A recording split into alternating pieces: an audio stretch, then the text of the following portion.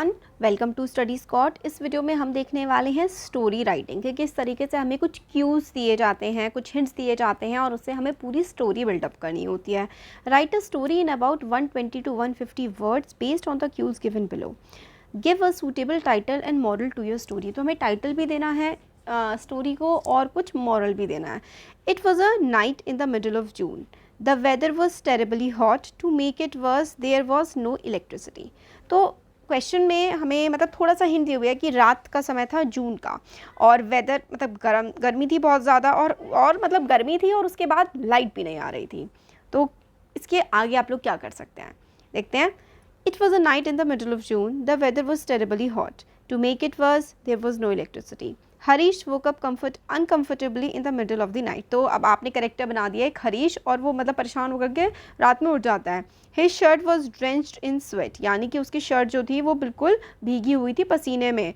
He looked at the small window at the corner of his dingy room illuminated by pale moonlight.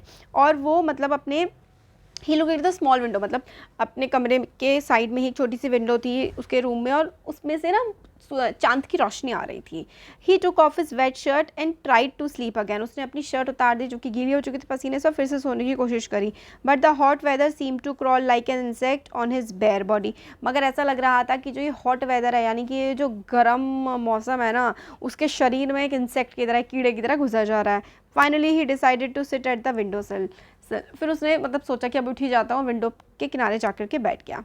He realise that the time seem to slow down during the night. उसको मतलब ये realise हुआ, ऐसा लग रहा था उसको जैसे कि रात के समय ना, रात के टाइम जो टाइम है वो बहुत ही धीरे धीरे चलता है। Specially when you can not sleep, specially जब आप सो नहीं पाते तो ऐसा लगता है कि टाइम बीत ही नहीं रहा है। As the minutes passed he kept staring at the street. जैसे जैसे मतलब टाइम पास हो रहा था वो सड़क की तरफ देख रहा था।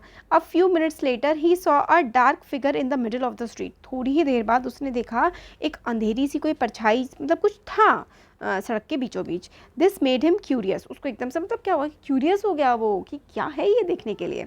As he continued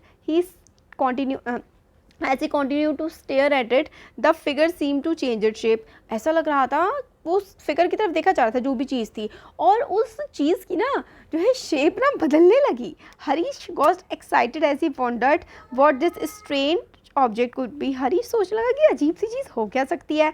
suddenly he forgot all the uncomfortable heat and absence of electricity. और उसी जो चीज़ से बाहर दिख रही थी ना, उधर ही उसका ध्यान चला गया कि लाइट नहीं है और गर्मी लग रही है, ये सब चीज़ों की तरफ से उसका ध्यान पूरी तरीके से हट गया।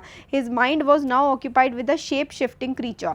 तो कोई अपनी शेप बदलने वाला कोई क्रीचर था, उसकी तरफ ही हरीश का सारा ध्यान चला गया। Next morning when he woke up he realise that he had slept in the chair. तो जब अगले दिन वो उठा तो उसको मतलब लगा कि वो चेयर पे ही हो गया था। He got ready for work and he walk down the street. He realise that it was a wall hanging in one of the balconies of his neighbour which created those strange shapes in the moonlight street last night. तो उसको जब वो office अपने जा रहा था, काम के लिए निकला बाहर, तो उसने देखा कि उसके जो पड़ोसी थे ना, उनकी बालकनी में एक वॉल हैंगिंग थी। वो हवा की वजह से थोड़ी बहुत हिल रही होगी, इसलिए वो अजीब अजीब सी शेप उसको परछाई में दिख रही थी सड़क पर। He smiled at the silly distraction and went away to work. Moral है, the best solution to a problem is to look away and look for away.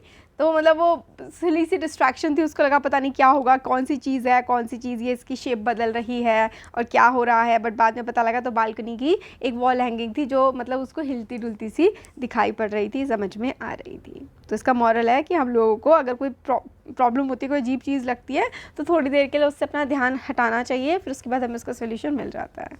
अच्छी लगी स्टोरी, इस तरीके की स्टोरी बनानी है आपको, इंटरेस्टिंग सी एकदम मज़ा आ जाए जिसे पढ़ के, तो ऐसी बनाइएगा। Thank you.